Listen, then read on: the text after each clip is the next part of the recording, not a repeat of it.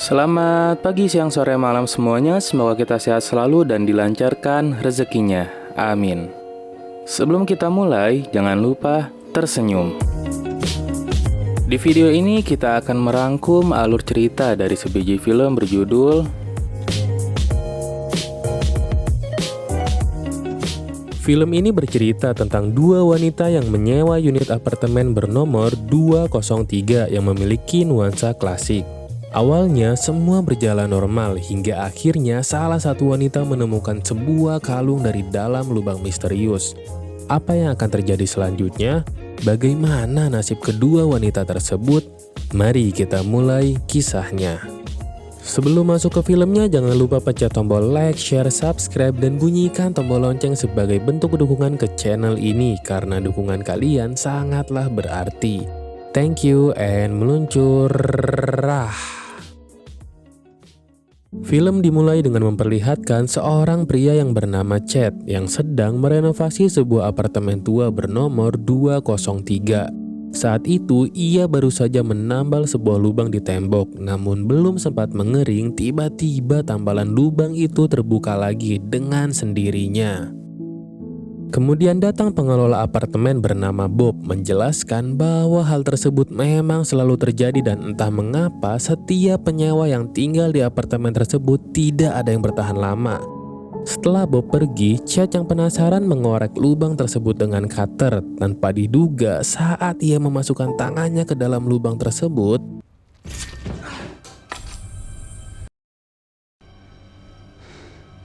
tangannya terluka oleh sesuatu yang tidak diketahui dan anehnya lagi, ada sebuah liontin yang tersangkut pada cutternya. Malamnya, kekasih Chad yang bernama Lena datang membawa bir untuk menemani Chad yang lembur. Kemudian, Chad memberikan liontin tadi kepada Lena dan mengalungkannya. Tak berapa lama, Lena kerasukan sesuatu. Seketika, Lena melakukan hal yang tak terduga.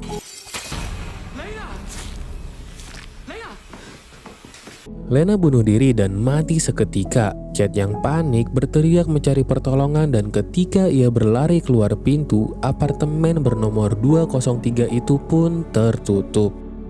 Scene berpindah ke masa sekarang memperlihatkan seorang mahasiswi baru bernama Kim White atau akrab disapa Kim. Ia sedang diantar orang tuanya ke sebuah apartemen yang akan ia tinggali. Karena sebuah alasan, terlihat hubungan orang tua dan anak yang kurang harmonis. Kim keluar mobil dengan perasaan kesal. Kemudian ia memasuki sebuah gedung apartemen. Ternyata sahabatnya yang bernama Izzy, perempuan yang bermimpi menjadi seorang artis, sudah menunggunya di sana. Mereka berdua disambut oleh pemilik apartemen yang bernama Ronan. Ronan segera mengantar mereka berdua ke apartemen di lantai 2. Ia menjelaskan segala peraturan yang harus dipatuhi. Ronan juga menambahkan bahwa hanya Kim dan Izzy lah satu-satunya penyewa di sana. Dan bisa kita tebak bahwa apartemen yang mereka sewa adalah apartemen 203.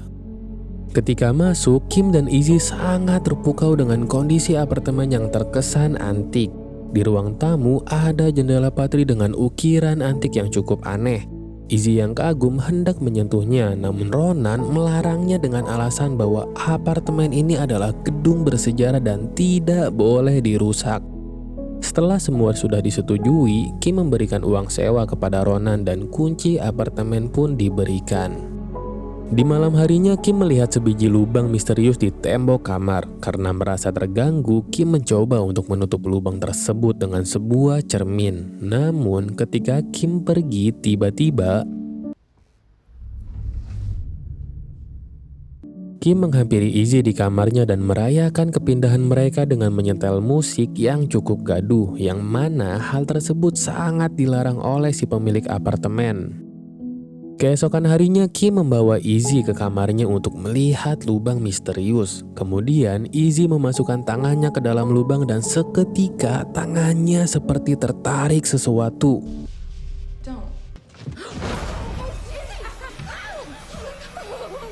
Ternyata Izzy hanya ingin menjahili Kim. Izzy menunjukkan sebiji liontin yang ia temukan di dalam lubang dan tanpa berpikir panjang, Izzy langsung mengenakannya. Malamnya, Kim menemani Izzy menemui sahabatnya yang bernama Tony dan Steve di sebuah bar. Di sana, Steve berusaha menggoda Kim sehingga ia mendapatkan pukulan keras dari Izzy. Kemudian mereka pergi meninggalkan Steve yang terkapar. Mereka pulang dan mengajak Tony ke apartemen. Izzy yang sepertinya cukup agresif segera membawa Tony ke kamarnya untuk bercocok tanam. Saat itu Ronan memperhatikan kelakuan mereka. Kim yang sadar diperhatikan Ronan memohon maaf kepadanya. Izzy yang mabuk langsung tertidur meninggalkan Tony yang sudah birahi. Tony pun kecewa dan pergi ke ruang tamu mengambil sebotol minuman dari dalam kulkas. Saat ia sedang memperhatikan jendela Patri, sesosok hitam tiba-tiba melintas cepat di belakangnya.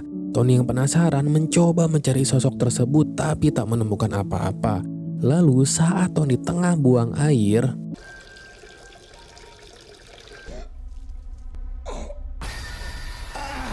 di sisi lain Kim tiba-tiba terbangun. Ia melihat bayangan melangkah di depan pintu. Kim pun tergerak untuk mengetahuinya. Ia pergi ke kamar Izzy dan hanya menemukan liontin di lantai yang kemudian ia letakkan di meja Izzy. Keesokan harinya Kim dan Izzy tidak sedikit pun curiga dan hanya mengira Tony sudah pulang. Setelah itu Kim yang sadar bahwa ia telat untuk menghadiri ospek segera bergegas menuju kampus. Sialnya lagi, sesampainya di sana ternyata ospek sudah selesai. Tak lama datang seorang pria bernama Ian yang menawarkan tur pengenalan. Kim menerima tawaran tersebut dan mereka pun berkenalan.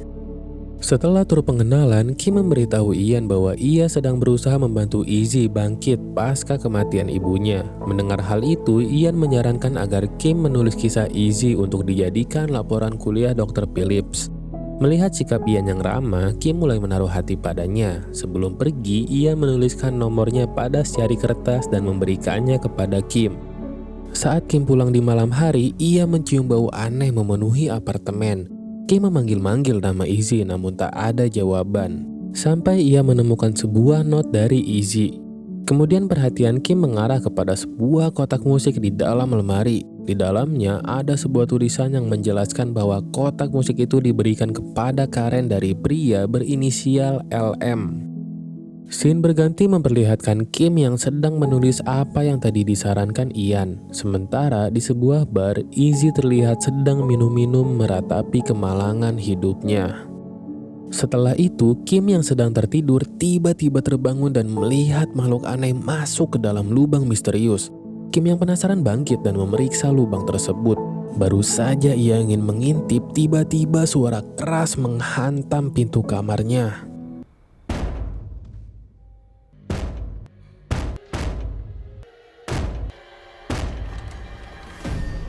Di balik pintu, Izzy sudah berdiri membawa kotak musik dengan kepala yang terluka akibat membenturkannya ke pintu. Lalu Kim segera menenangkannya dan memeluknya untuk tidur bersama.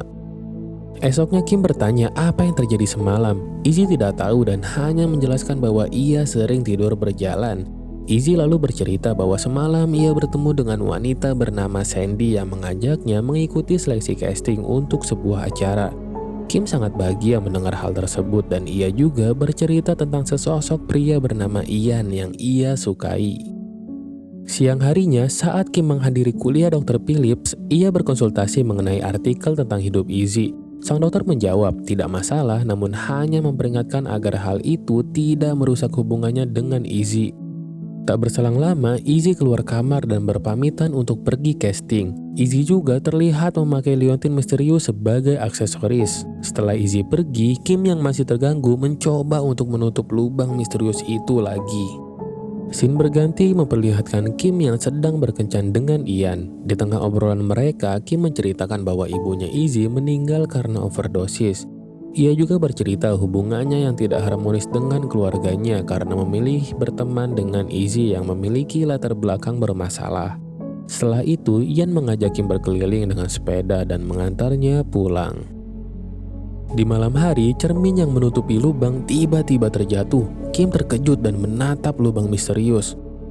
Malam sudah larut ketika Kim terbangun dan mendapati Izzy yang sedang termenung di depan kaca patri sambil memegang kotak musik. Dan saat Kim mendekatinya,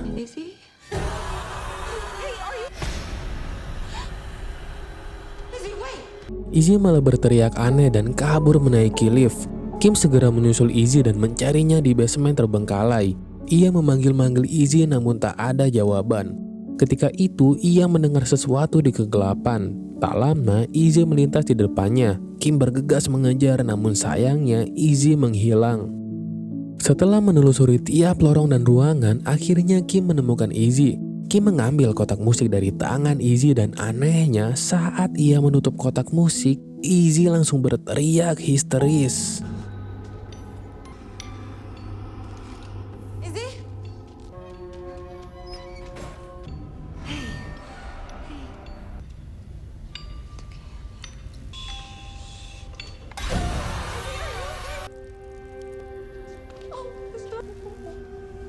Di keesokan harinya lagi-lagi Izzy mengaku sama sekali tidak mengingat apapun yang telah terjadi. Kim menyarankan untuk berkonsultasi dengan dokter khawatir akan kesehatan Izzy. Scene berpindah menunjukkan Kim yang sedang memberitahu Ian hal yang semalam ia alami. Ian menyarankan agar Kim melakukan investigasi mendalam apa yang sedang Izzy alami. Ian juga berjanji akan ikut membantu. Setelah itu Kim mengundang Ian untuk berkunjung ke apartemennya. Sesampainya di apartemen, Kim dan Ian terkejut karena mengetahui bahwa pintu apartemen terbuka. Mereka lebih terkejut karena mendapati Ronan sudah berada di ruang tamu dan beralasan bahwa ia baru saja membersihkan kaca patri. Sebelum pergi, Ronan memperingatkan Kim agar tidak kembali berkeliaran di basement seperti kemarin. Penasaran dengan kaca patri, Ian memfotonya untuk mencari tahu asal-usul kaca misterius tersebut. Setelah itu, Kim menunjukkan kotak musik yang ia temukan. Anehnya, ketika dibuka, kotak musik itu kini tak lagi bersuara. Tak berserang lama, Izzy muncul dan memberitahu bahwa ia gagal dalam seleksi casting. Kemudian Kim mengajak Ian ke kamarnya dan menunjukkan lubang misterius. Kim menambahkan bahwa dari lubang itulah liontin yang dipakai Izzy ditemukan. Mereka kemudian mencari tahu asal-usul jendela patri. Berdasarkan fakta-fakta yang ada, banyak hal mulai terungkap, mulai dari simbol-simbol pemujaan berhala hingga kasus manajer bank yang membunuh istrinya yang sedang hamil. Dan coba tebak, ternyata pembunuhan itu terjadi di apartemen yang saat ini mereka tinggali. Di sela-sela investigasi yang mereka lakukan, gairah kedua anak muda itu memuncak dan...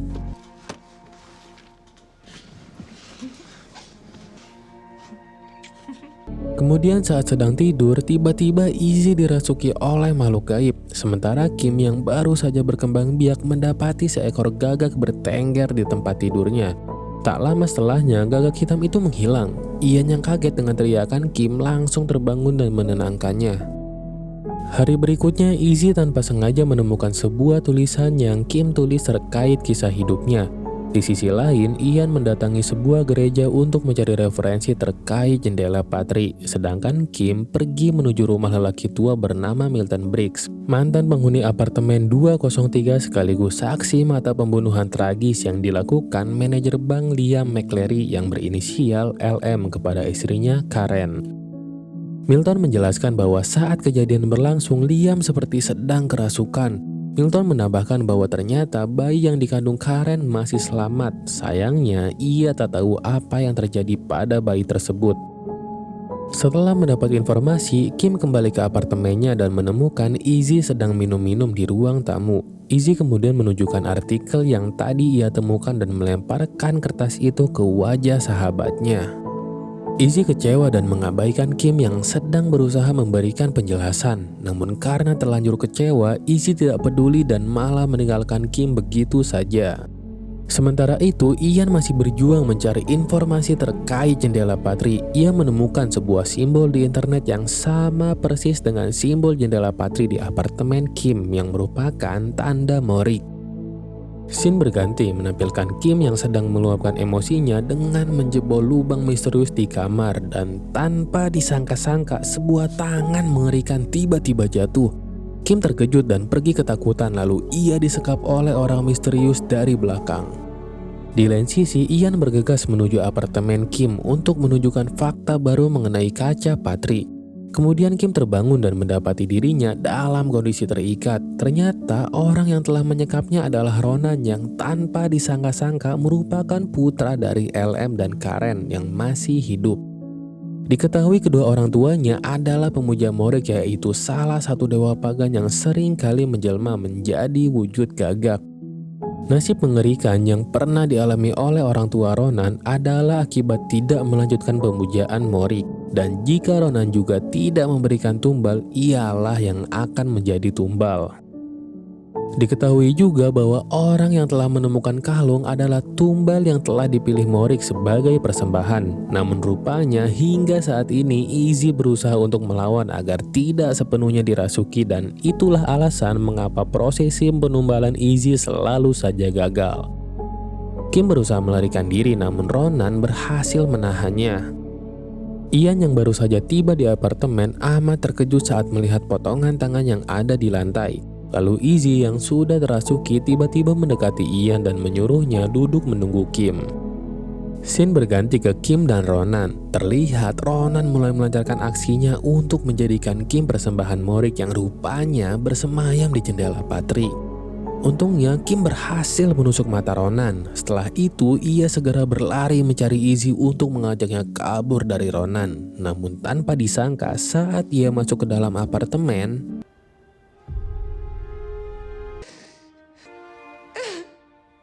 Kim meminta maaf dan menutup jasad Ian. Ia lalu kembali mencari Izzy. Sementara Ronan yang masih kesakitan mengambil sebuah pistol. Kim yang tahu masih diincar segera berlari menuju basement. Tak lama kemudian Ronan berhasil menyusulnya dan mencari Kim yang bersembunyi. Ronan sempat menemukan Kim. Untungnya Kim sempat melemparkan debu dan tanah ke mata Ronan sehingga ia dapat kembali kabur. Pencarian Kim membawanya ke sebuah lorong seperti penjara. Di sana ia melihat sosok misterius, sementara Ronan yang sudah pulih dapat menemukan Kim. Saat Ronan hendak menembak Kim, keanehan kembali terjadi.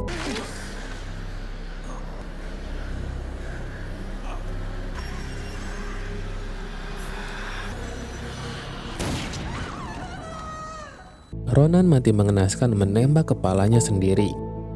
Kim kembali mencari Izzy. Tiba-tiba Izzy muncul di hadapannya dan berkata bahwa ia butuh bantuan Kim. Kim meminta Izzy untuk melepaskan liontinya.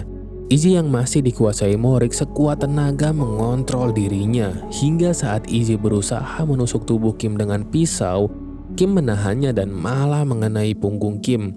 Ketika Izzy membalikan badan Kim dan mencabut pisaunya, Kim berhasil melepaskan kalung itu dari leher Izzy dan Izzy pun tersadar kembali.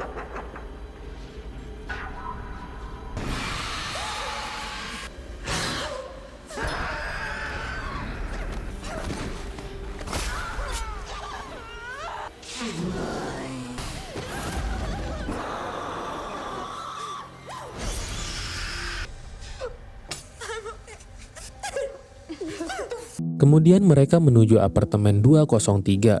Mereka bermaksud memecahkan jendela Patri sebelum meninggalkannya. Namun sesaat kemudian kawanan gagak datang dan menghantamkan tubuhnya ke jendela. Izzy mendesak Kim untuk segera menghancurkannya. Setelah Kim memecahkan jendela itu, mereka berdua terpental dan bergegas pergi. Ketika mereka pergi, muncul sosok Morik dari jendela Patri dan film berakhir.